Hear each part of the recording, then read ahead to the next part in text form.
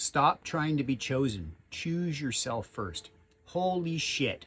When I realized this, so I'm going to talk about this more or less as it pertains to dating. You can apply it to anything, but for me, I have been single now about a year and a half. I came out of a 10-year relationship. My partner for 10 years, she decided that she wanted to move ahead solo. And what seemed like a surprise for me at the time, when I look back now, all the signs were there. I just wasn't really paying attention to them. And although my spiritual journey started, 15 years or so ago, more, after I got out of jail, ooh, little hook there. That's a story for next time. Definitely, I had my blind spots. No question, there was fucking blind spots. There was huge fucking blind spots for me in that relationship. And so I did do the automatic knee-jerk recoil, and about a month after I'm out of this 10-year relationship, I put a profile on Bumble, and I put one on Facebook dating. Of course, I had a bunch of conversations and wasted a bunch of time, and at the end of the day, and sure, I even got laid a couple times, but at the end of the day, it was all waste, bullshit, just interactions with people.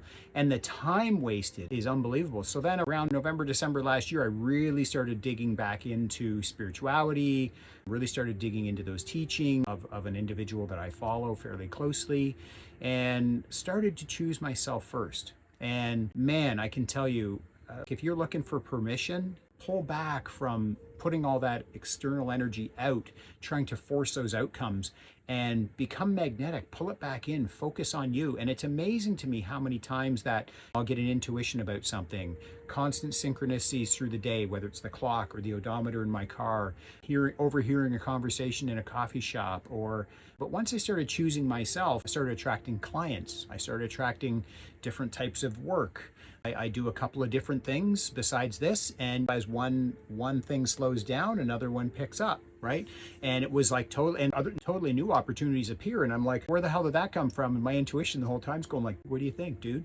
And so I've learned to lean into that and trust my intuition. And so once I started pulling back and choosing myself first, ruthlessly choosing alone time, solitude, and not solitude to punish myself or people that might want to be around me, friends or whatever. I keep a very tight friend circle. In fact, it's almost non-existent. But that's the way I like it, to be honest. Literally have one friend that I have been friends with for 30 years.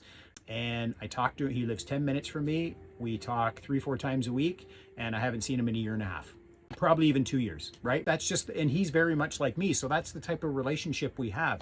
I don't need to go out to sports bars. I don't need to go out for coffee. I don't need to go hang out with people. I don't need that. In fact, there was a friend that I actually had to release, because as I was really moving very comfortably into the choosing of myself, he couldn't take it anymore. And I would get constant and I'm not kidding, I would get phone calls 8 times a day from him. Sometimes he would call me 4 times in a row, and there's nothing that pisses me off worse than power dialing, but he would call me over and over, and then he would start to leave nasty messages. Hey, I've called you, what's up? And all he was doing, anytime I would check in with him, I would call back and he would go, oh, I just wanted to see how you're doing today. That could have been done in a text. Great, thanks, send. But some people, they just really need that external validation. And I have found for me, I just so don't need it. And so choosing myself, work has brought income, has brought the vision of the anti-guru, where I can share my experiences with people. And that was always, when I went to jail back in 2005, 2006, for me, I always knew that if I could take those experiences, I always felt they were given to me for a reason. And if I could take those experiences and share them with the world, share them with somebody else, and maybe make a difference in their life, maybe make some wheels click. And over the years, I've counseled hundreds of men in jail. And so I always like to look at those experiences as a teachable moment, right? Hey, take what vibes or scroll past, right? No harm, no foul. And so for me, the anti-guru is just a way of voicing those lessons, what's working for me. Because sometimes I know when you're down in the trenches and you're doing the work and you're like, shit, man, nothing's happening. Fuck, what's happening? So I've come to a point now, a year and a half later, where I'm not on any dating apps. I've met an incredible individual.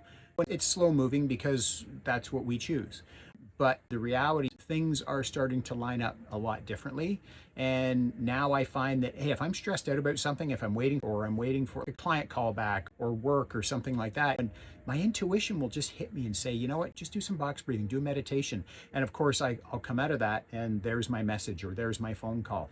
It happens to me every single time. So I'm going to say, choose you and stop looking for external validation. And if you want to chat further about how I can help you get to this point, feel free to shoot me a DM.